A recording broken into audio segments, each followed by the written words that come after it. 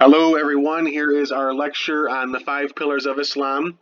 To be honest with you, I'm just giving you my lecture notes. So here I just have everything kind of typed out for you in terms of bullet points. I'll review it, but I really kind of give you a very thorough summary. There are some links here, so if you want to look at all the different steps to the Islamic prayer, you can watch them on YouTube and everything. I'm not going to review it step by step with you. That would take it takes much longer to explain the steps to prayer than actually to perform the prayer. So there's a lot of links here that you can look at pictures and videos as well too. But basically, the five pillars of Islam. This is what unites all Muslims, whether you're Sunni or Shiite. All Muslims practice these elements of faith. So it's kind of a mixture of belief and practice, blended, merged together. You can review these in any order that you want. I just think it makes sense to start with shahada. Shahada, if you would translate that in English, would be witness or testimony. It's your basic statement of faith. It is the Islamic faith boiled down into a simple creedal statement of belief. So it's your creed, it's your confession of what you believe of your faith. It's a declaration in one God. So it's a monotheistic declaration. The Shahada, I testify or I bear witness that there is no God but Allah, and Muhammad is the messenger, the prophet of Allah. This is your basic definition of a Muslim. If you believe in the Shahada, you are a Muslim. If you state it openly and publicly, explicitly, in the presence of Muslims, and you obviously do it wholeheartedly and truthfully, then you become a Muslim. You are a Muslim. This is part of your 5 daily prayers. It's part of the call to prayer. There is a call to prayer that's announced, that's chanted, that helps indicate that the time to pray is arriving soon. That call to prayer is called the Al-Adhan, the call to prayer, and it's probably the first thing a Muslim hears though in their life. Though of course you won't remember as a newborn, but this will be whispered to you in your ear by your father. Basically, the Shahada, I bear witness that there is no God but Allah, and Muhammad is the messenger of Allah, is stating that there is one God and only God deserves worship. Only God is God, and Muhammad is the prophet of God. Muhammad is the final ultimate seal of the prophets. Shiite Muslims add the phrase, and Ali is the friend of God. They'll add that to the end of the Shahada. Again, for Shiite Muslims, Ali is the first direct successor to Muhammad. He's the first Imam, the first leader. So they'll add that. This is what the Shahada looks like in Arabic, reading from right to left, of course. Underneath would be your transliteration of the Arabic alphabet into the English alphabet, and then obviously translated from that transliteration into English. So you can see it there. Salat is your worship, ritualistic worship. It's your 5 daily prayers. Muslims are commanded to pray to Allah 5 times a day at determined times. Each represent 10, so it's still 50 total. Again, this command comes from the night journey event when Muhammad was transported from Mecca to Jerusalem and then from Jerusalem ascends to heaven in 620 AD. This is a formal prayer. When we say Muslims pray 5 times a day, it's not an informal listing of things that you want in life, things that you need in life, things that you need to get through to persevere and have more patience. There's nothing wrong with that type of prayer. That's definitely done in Islam by Muslims all the time worldwide. You could add that supplement to your 5 daily prayers, but the Salah is a formal, memorized, repetitive prayer in Arabic. You're praying in Arabic. It was taught to you by your parents. You have the dawn, noon, afternoon, sunset, and nightfall prayers. There are plenty of websites and apps on your phone that you can download, which will give you the 5 daily prayers every day, today, tomorrow, and all next week, and all next month, and all throughout the rest of the year. Obviously, you can download apps, which will give you the notifications as well, too. The prayer, which you've memorized in Arabic, it also has certain body motions and movements that accompany different parts of the prayer. So there is standing, there's bowing, there's prostrating with your head to the floor. That's why you remove your shoes when you enter the prayer hall of a mosque, because your face is going to be on the floor. So make sure there's no dirt and filth and anything like that. And then there is sitting on the ground. And during each posture, you're reciting or reading certain Quranic verses as well. So that's part of the Islamic prayer, including the Al-Fatiha, which is the opening prayer. You will come to prayer clean. So there's ritual ablution called wudu, where you will wash your hands, your face, and your feet. You can do it symbolically, just wiping off with the other hand if you're not near a sink or bathroom to do that. There's repetition to the entire prayer. There's where you take the unit of the prayer, a cycle of it, and you repeat it all over again. That's called a rak'ah. Depending on which of the 5 daily prayers you're doing, you repeat that 2 to 4 times, depending on which prayer it is, or what day of the week it is, or what time of the month, or what time of the year it is, whether it's Ramadan or other times of the year as well. Muslims originally faced Jerusalem, but now they face Mecca because the Kaaba. The call of the prayer is the Al-Adhan by a muezzin, a prayer chanter or announcer, by climbing a minaret, a tower. Obviously now with technology, electronics, and speakers, you don't need to have your booming voice echo throughout the city. By climbing an elevated tower, you can rely on technology, and obviously now we have apps on our cell phones and microphones and all of that. In a mosque or a masjid, that's the same word, just different languages. The mihrab, niched decorated wall, indicates the qibla or direction of prayer. So the decorated wall in a mosque indicates what wall you should face. You face that mihrab, decorated wall, because that indicates the qibla or direction of Mecca for your prayer. Friday is the understanding in Islam that you should probably come to the mosque once a week, and that could be on Friday for the Jummah afternoon prayer service. The man can represent the family. The whole family can go together, but usually the man can represent the whole family. And so you can perform that afternoon prayer together as a community in the mosque on Fridays. And then the leader, the imam, the leader of the mosque, will also provide a khutbah, which is the sermon, perhaps from a minbar or elevated pulpit as well. So you will have a sermon by the leader of the mosque, the imam. There are some minor differences in the daily prayers between Sunnis and Shiites in terms of the hand and head gestures. Shiites can pray 3 times a day instead of 5, though the encouragement is strongly for 5. And then the Shiites do include a stone from Karbala to put on their prayer mat.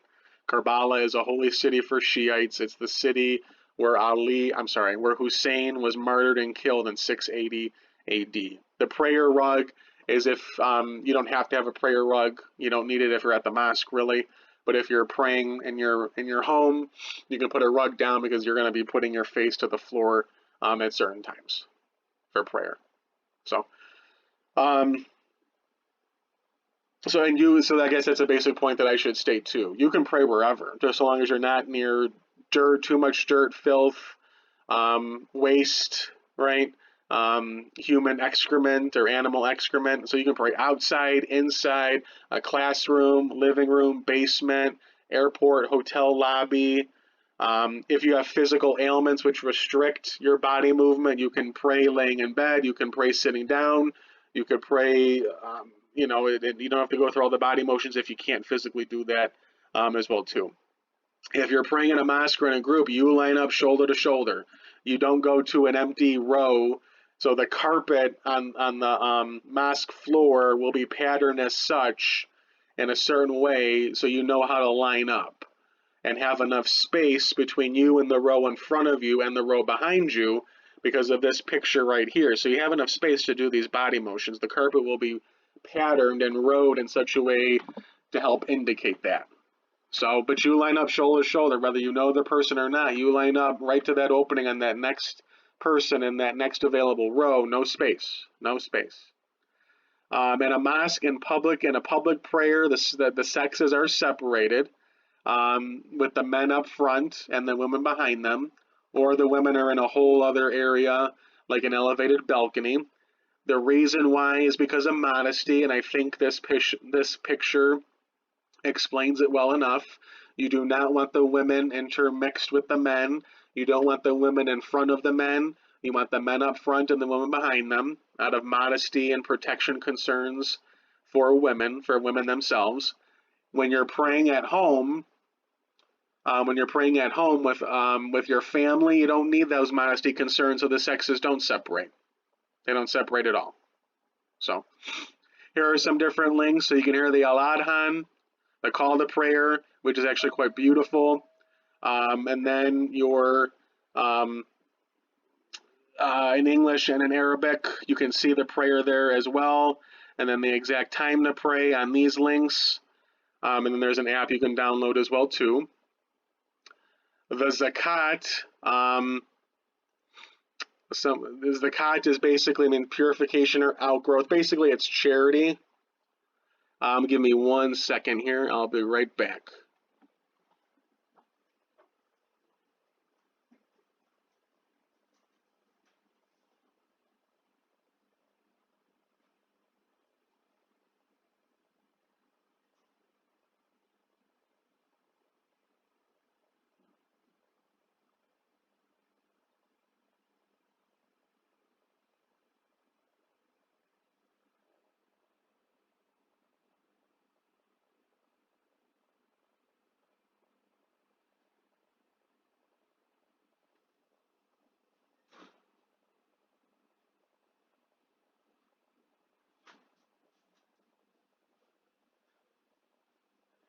All right, sorry about that. I am back.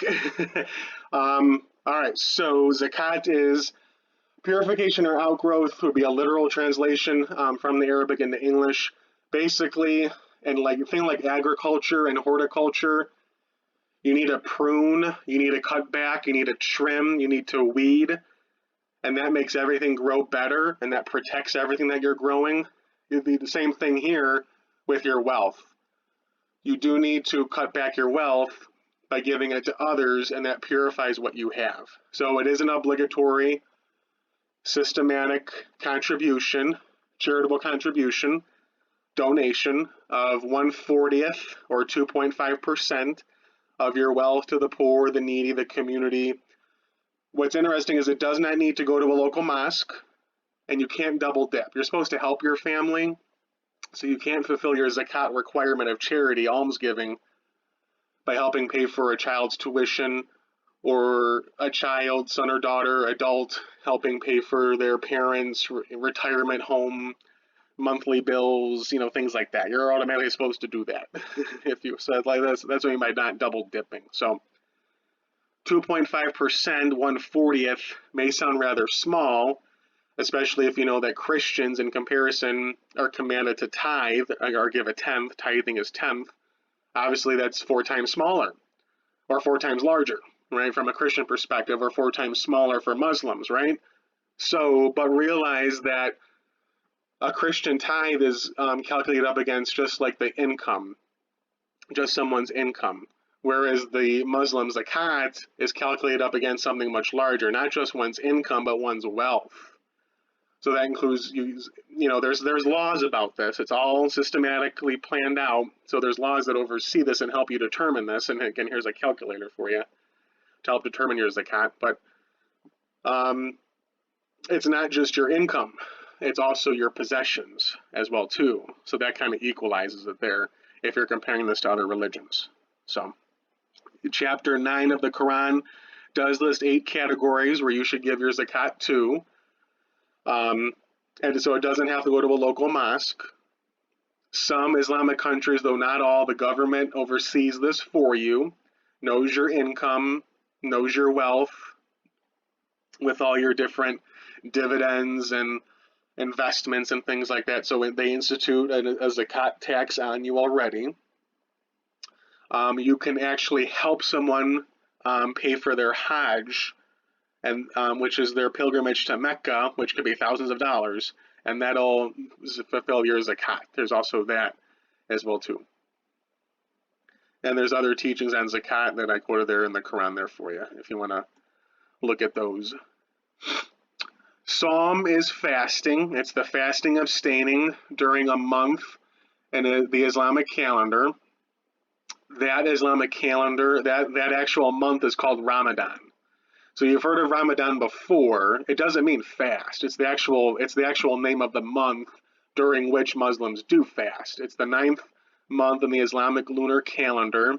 Why that month? Because that's when the Quran, that was the first revelation from God to Muhammad through the angel Gabriel. It occurred during that month in 610 AD during the month of Ramadan. This is definitely the holiest time of the year for Muslims. The first fast was in 624. It's a time of great spiritual renewal. It's a full fasting and abstaining from sunup to sundown. So no eating, no drinking, no intimacy from sunup to sundown. The Islamic months in the lunar calendar are not fixed during the 4 seasons. Each day is actually 11 days sooner from one year to the previous year. So when I say Ramadan is the ninth month in the Islamic lunar calendar, don't think of it always as September, which is fall or autumn for the northern hemisphere. Don't think of it that way. The months are not fixed whatsoever. So when Ramadan is during the summer or even spring, the fast can be like 14 hours, right? The sun rises at around like 8 a.m., 7, 8 a.m., and doesn't set till 9 p.m. in the summer. So that's like, geez, that's a 14-hour fast. No eating, no drinking from sunup to sundown. Eat a little bit, drink a little bit before the sun rises and after it sets, but you can't be a pig out, because then it just defeats the whole purpose of the fast itself. It defeats the whole purpose. So no drinking water. That's part of that. So that's your iftar meal. Is when it's when you break the fast. That's called an iftar meal. There's a hadith, a story about Muhammad where he only ate dates for that entire month, obviously after the sun already set. The Quran itself is broken down into these parts, juzes, 30 different parts. So you can read actually one part every night, and you have read the entire Quran during this month of Ramadan itself. So there's that spiritual essence too. For the month of Ramadan, there's a call to increase your charity, your zakat, during the month of Ramadan. So gift giving as well. Those that are not physically able to do it don't have to. Because if they're sick, like cancer or diabetes or some other major ailment, obviously pregnant women, those who are before, prepubescent, before puberty, the elderly, they are released, so they're not physically harmed at all. But they should make up for it in another way by increasing their prayers or their charity. Something else should be done. So. You also need to recognize that we all have bad habits, idiosyncrasies, swearing, cursing, ridiculing, gossiping. There's these things that we do that we know they're wrong, but they're minor. So since we think that they're minor, we excuse them. We should recognize that we should not even do those either. So get rid of your bad habits. Work on that during this month as well, too. The night during Ramadan where Muhammad received the first revelation is called the night of power. This is when it's an immensely spiritual time for Muslims. Again, Ramadan itself is the holiest time of the year for Muslims, but this is when Muslims, some will actually sleep over in the mosque on this. And then a holy day in Islam is Eid al-Fitr.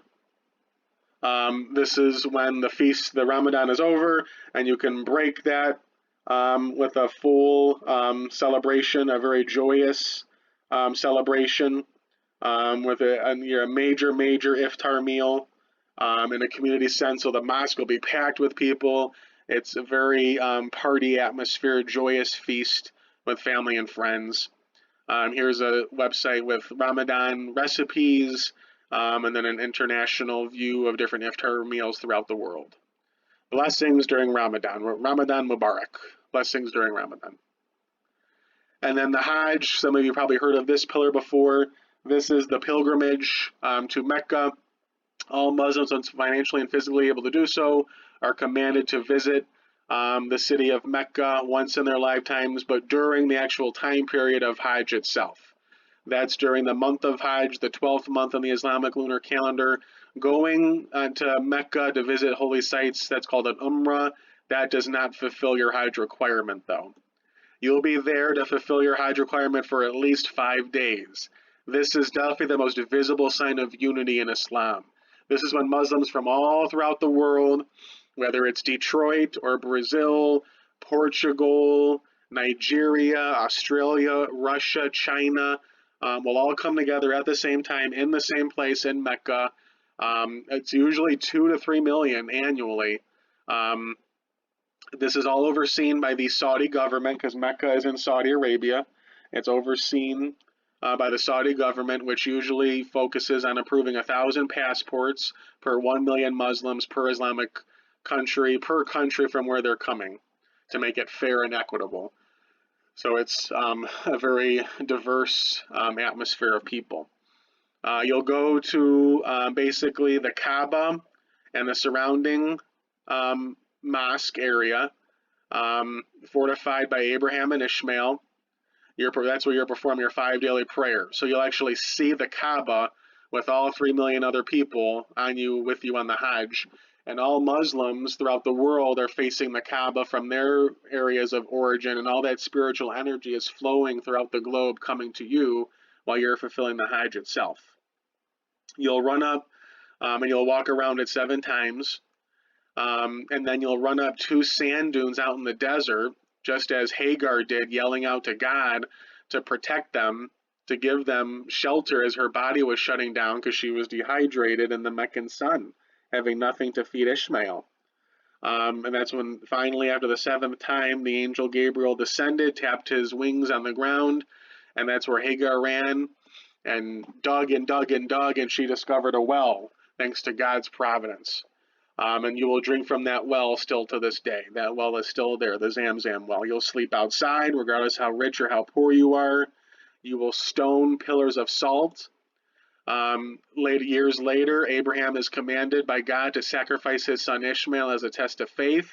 Iblis or Satan appears and tells them not to sacrifice. You don't have to do this. You're mistaken. God is upset. You don't have to kill your son. Both Abraham and Ishmael stone Iblis to ward him away. So you'll stone 3 pillars of salt to represent that. You'll sleep outside in the valley of Arafat, which imitates the day of judgment. And since Abraham passed the test of faith, he didn't actually have to sacrifice his son Ishmael. They sacrificed an animal together as father and son. So the end of Hajj is called Eid al-Adha, which is the feast or festival of the sacrifice or the slaughter. So a lamb will be sacrificed. You can do it yourself. You don't have to. It can be done for you. All that meat from the lamb is donated to parts of Africa. So you have Eid al-Fitr, which is the feast of the breaking of the fast, which is the end of Ramadan. Then you have Eid al-Adha, which is the festival of the sacrifice or slaughter, which ends the Hajj. You can change your last name, add al-Hajj to your last name to indicate that you have fulfilled your Hajj requirement as a Muslim. And then here are tons of beautiful pictures so you can see the Hajj. Some pictures have been taken. BBC and PBS have some really good photo libraries for you to examine. All right, everyone, have a great day. We have the 6 articles of faith and then terrorism to discuss. Have a good one.